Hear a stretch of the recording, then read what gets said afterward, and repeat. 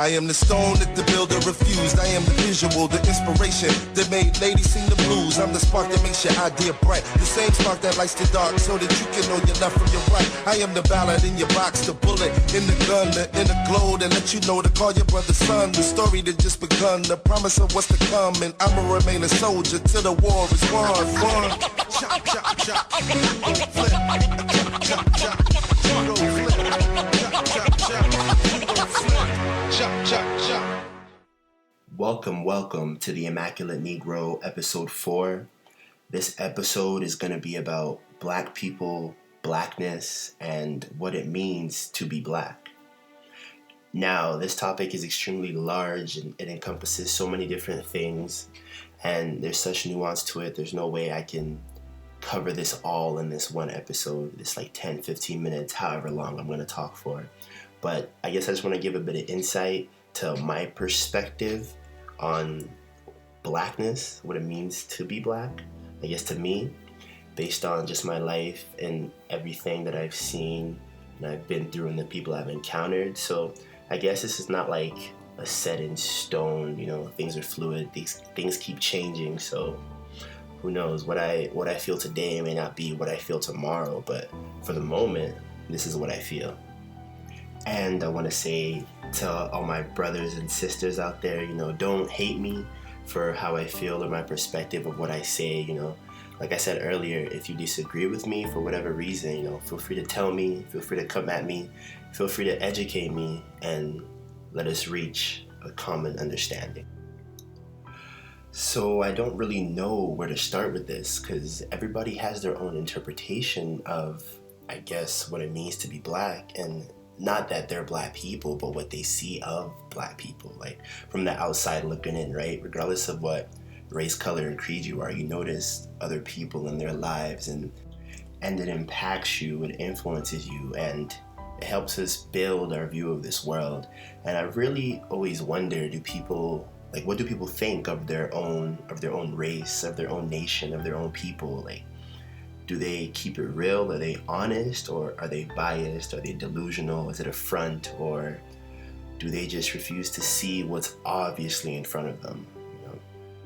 And obviously, I'm not excluded from this. I do try to keep it extremely real with myself and my people and everybody around me, and all the problems that we have that I do believe we can solve. I don't like to play victim or blame anybody else or say, oh, if this hadn't happened, this wouldn't have happened. Every day is a new day, right? We all have the same 24 hours. It's all about what you do with it, what you work towards, and your mindset. And so back to the original question or topic, what does it really mean to be Black? I don't really know. I can throw out a couple ideas of what I believe Blackness encompasses, but yeah, I don't really know. I just want to, share my upbringing and when I discovered what it was to be Black, or that I was Black, because obviously you don't really know what you are until somebody tells you, and you don't have to believe it, but you know what's up. And what I mean by that is when you're around a group of people who you're all alike, you're all the same, there's really no clear differences, then how would you think you're any different from anybody else if that's all you know? But I can only, elaborate further by diving into the story I want to share. It might be quick, might be long, who really knows?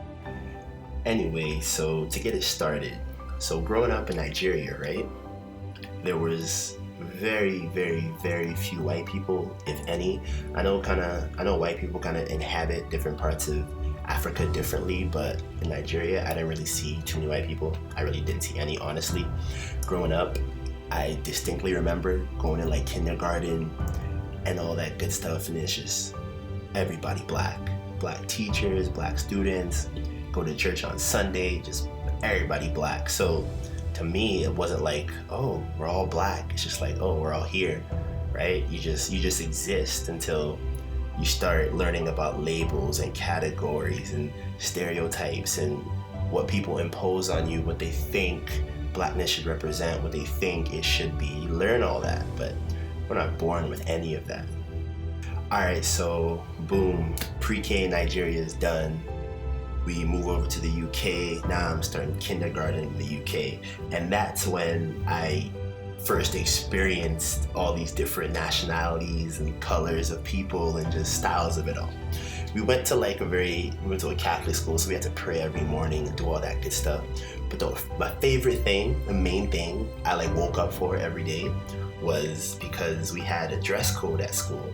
So it was either you had your blazer and your suit and your tie, all that good stuff, right? We were kids, but that was what we had to wear. We had either a blazer with a clip-on tie and your white dress shirt and your dress pants and some, I guess not beat up shoes, but you had to be wearing some sort of combination of that attire or you couldn't really come to school.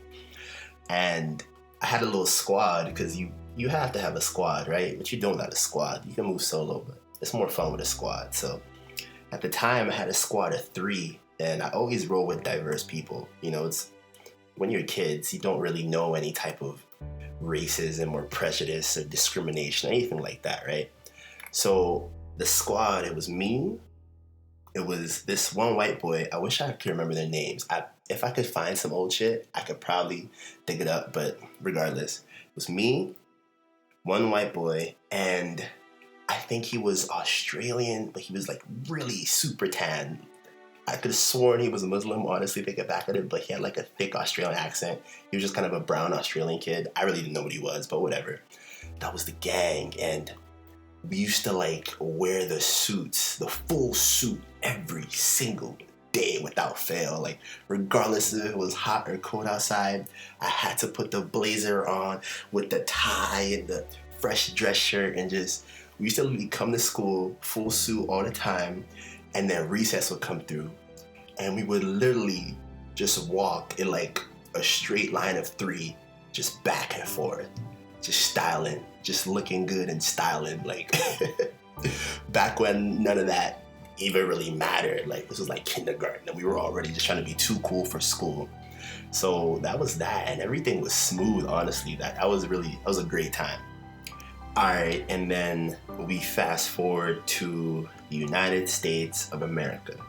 So we moved to America.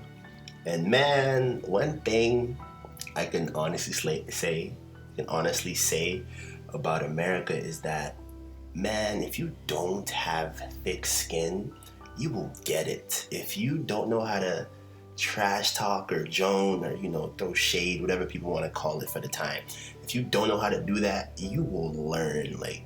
If you don't know how to stand up for yourself, you're gonna have to, or people will really just walk all over you. So I guess America forces you to have a backbone before you even feel like you need to have one, man, because damn, kids in America, and maybe this goes for worldwide, and maybe it's just a child thing, particularly elementary school, grade 1 through 5, because we don't really know ourselves. We don't really know a lot. We're just a reflection of our environment, our home life, everything we've been taught. But damn, man, kids are heartless. They have no filter, no remorse, and they are heartless because they will really say shit to you to hurt your feelings, man. And it's so crazy thinking back on it, because I don't even know why kids are so mean sometimes, because you could hurt their feelings and suddenly they're crying like they wasn't just talking about your mom 2 minutes prior in the most derogatory way possible, right? And suddenly it's a fight and everybody is shocked, right? But I digress. School in America, and maybe school in all other places as well, but I only know from America. So bang, here we are in America. Once again, I'm a child. It really means nothing to me, right? We're just plane to plane to plane, house to house. We just living, right? New school, whatever, always dope. So grade 1 in America, pretty chill. Really had no problems. My teacher's just sweet, nice old lady. Really had no problems in grade 1, other than maybe you had a crush on some girl and you just never had the courage to talk to her, so you would admire her from afar, that was as worse as it got in grade 1. So grade 1 and 2, whatever. Grade 2, I'll actually say, was when you start experiencing people being bad, if that makes sense. People doing bad shit, bad kids just acting up in class. Damn, do y'all have no fear of getting in trouble, of going home and getting your ass beat by your parents. That's what I used to think about those kids. Like, y'all have no fear, man. And like, I'm jealous because I was dead ass scared. I was like, nah, I can't get in trouble here, man. It's an L. I did get in trouble one time, big ass trouble in grade 2, because I was hanging around with some bad kids. We did some bad shit, got caught, got my ass whooped, so proper, never forget, but whatever. We lived in predominantly black area, but of course, right, there's all different types of people everywhere. So yeah, majority black people, but you know, white, Mexican, everything just sprinkled in. So whatever, grade 1 and 2 is pretty smooth. Get to grade 3, move schools, and man, this school, like, it was fun, but the kids, they were just so goddamn bad, man. And it was always the black kids, and like, I just didn't get it, man. Like, once again, I was like, why are you so wild? Like, we're in school, yo, we're in class, and these dudes, like, and I'm not even trying to be, like, I'm not even trying to exaggerate it, like, kids would regularly talk back to the teacher, swear at her, give her mad attitude, throw chairs. We had a sub one time, and it's ingrained in my memory. This one dude, he swung on the substitute teacher. Like, he literally threw a punch at a substitute teacher. We were in grade 3. Honestly, in hindsight, it's commendable that he had the heart to do some shit like that. Because even now in my big age, how you go, I'm not swinging on no substitute teacher ever. Like, what type of shit is that? But that's what they was up to in grade 3. And I was just like, okay, well, damn, grade 3. And there was like always a little obsession with like fighting. Maybe that's like a street thing. Everybody just wanted to fight, be tough, be this, be that. So you had dudes you fought with, dudes you did that with. But the most important thing in grade 3, honestly, was just doing your homework and playing Yu-Gi-Oh! And hoping the teacher wouldn't catch you playing Yu-Gi-Oh! And cut up your favorite holographic card right in front of you. Because my teacher specifically, she was notorious for doing that. She used to, if she caught you with Yu-Gi-Oh!, she was actually wicked. She would choose the shiniest, crispiest, just cleanest card. She would hold it up in front of the classroom and take those big ass teacher scissors that can just cut you in half. And she would just snip, snip, snip. And man, me and my homies used to be so sad every time somebody's card went down. I remember one time one of my cards went down. Like, I actually hate her to this day just because of that. Like, you know, kids, man, that shit traumatized me because she didn't have to do it. That's why. She didn't have to cut up our favorite Yu-Gi-Oh cards, but whatever, she did it. So anyway, yeah, grade 3 and 4, it was just, honestly, it was like a growth period of just seeing different people and how they behave, and like, you just learn so much about them, about yourself, about what type of people you want to, I guess, associate yourself with. And it's crazy, you learn that at an early age, right? I knew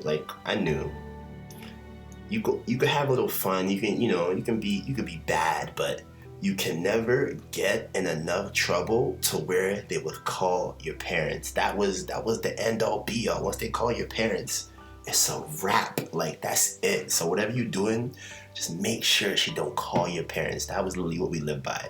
Some dudes didn't care though. Once again, I didn't get it. Calling their parents, calling their mom every day, every week. I'm just like, yo, like, what's up? And I guess once again in my adult life, in hindsight, it's not, I guess it's sad in a way, because when you think about that, you gotta really think about the home life, right? Oh yeah, like, the teacher's disturbing his mother or his father, but maybe they only have a mother or a father. Maybe there's something more serious going on at home. Maybe it's a whole deeper dynamic that I don't even have the viewpoint to begin to understand as a child, right? You're just a child in school with other children in school, some black, some white, and you just see how these guys behave, how they want to be, what they want to emulate. And like, this is like, once again, this is like my 4th year in America, right? First 4 years in America, and I'm just learning about all this, right? And all these black kids around, just being black, having swag. Everybody wanted to hoop. And like, dudes was already sagging their pants back then. I wasn't sagging, but dudes were sagging their pants. And yeah, my parents didn't let that fly. Because even though we lived in America, we still had a lot of, I guess, traditional African values. So they didn't want me to become so Americanized, for lack of a better word, or so ingrained and inundated in such a society that I become a part of it.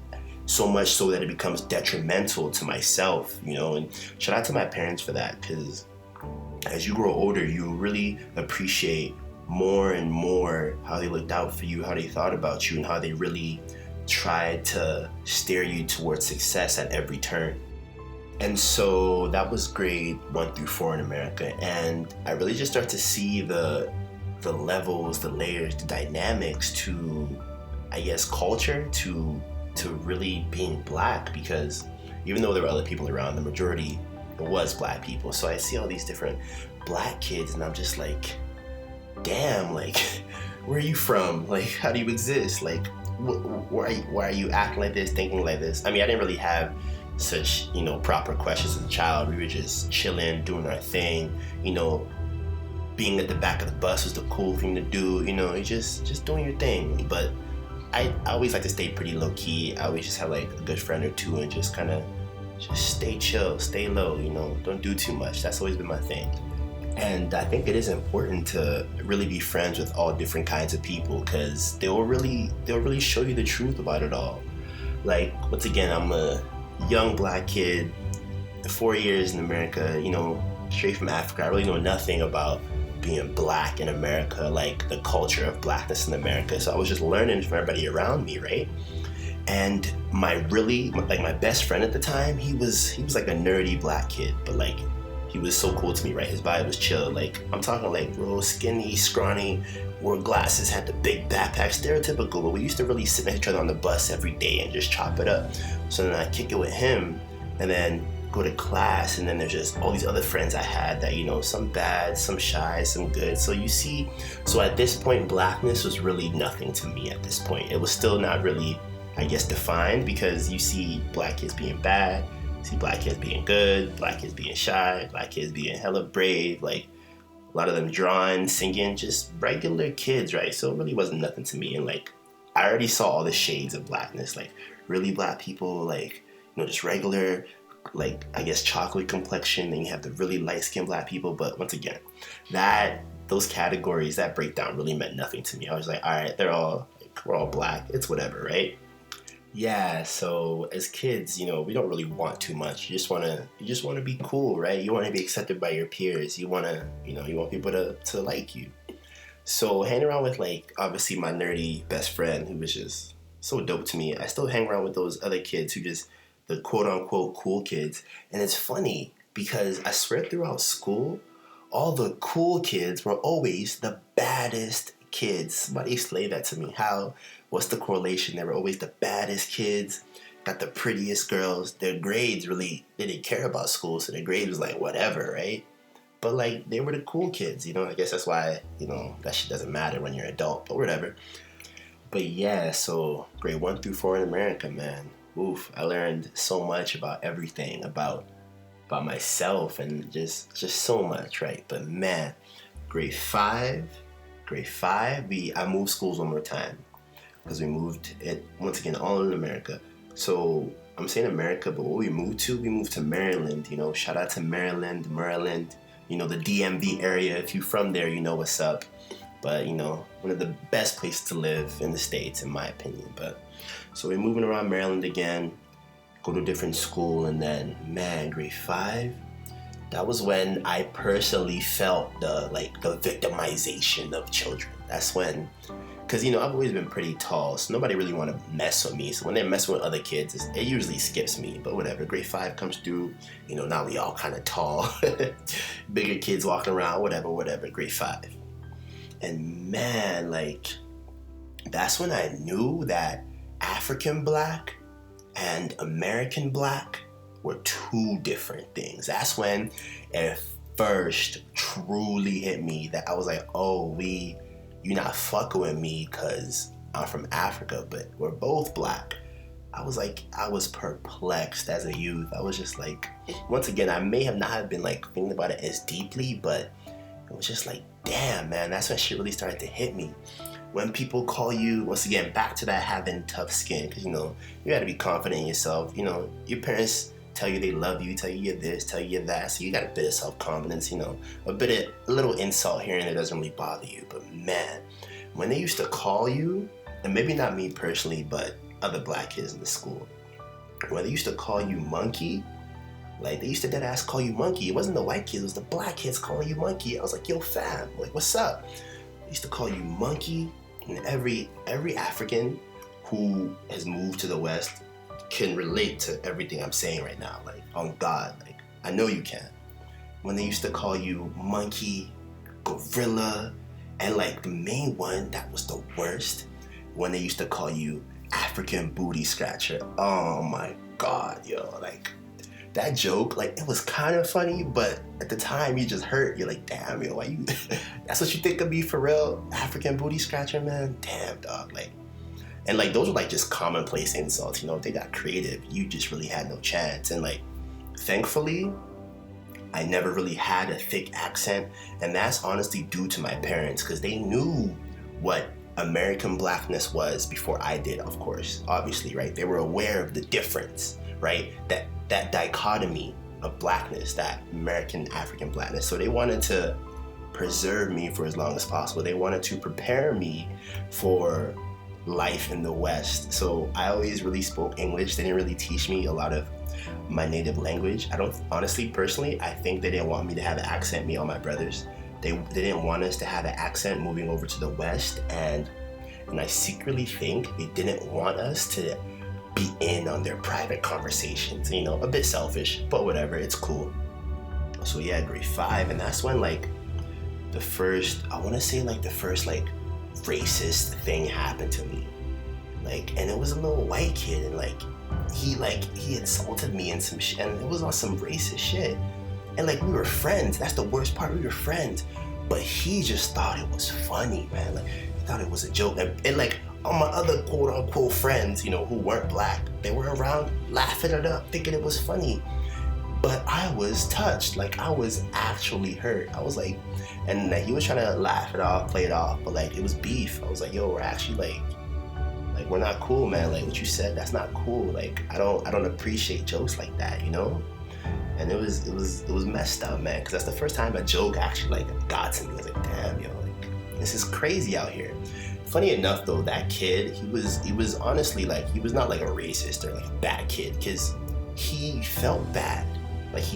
Because I didn't let it go, I didn't lighten my tone, I didn't laugh it off with him. I maintained, I was like, yo, this is not cool. I'm not happy with this. I don't feel good about this, and our relationship we're not cool. And you could tell I was visibly upset, and I guess he cared for my friendship. He came back, and he so humbly apologized. He apologized. He genuinely apologized. And it wasn't the fake apology. He was he came up to being he was kind of hesitant, kind of shy, kind of looking at the ground, twiddling around, and he was yeah, Denzel, that thing I said, blah, blah, blah. I just want to say I'm sorry, man. I'm really sorry. And I was and I felt so good. I was damn, all right, you really are my homie. We're friends. And that was a white kid, right? So I was all right, man, maybe it's not that bad. And so I say that to say, where the people who really gave you the most shade were really other black people, man. It was other black kids who were making fun of you for being too dark, for having an accent too thick, or for being big and black. They just used to just roast you, man.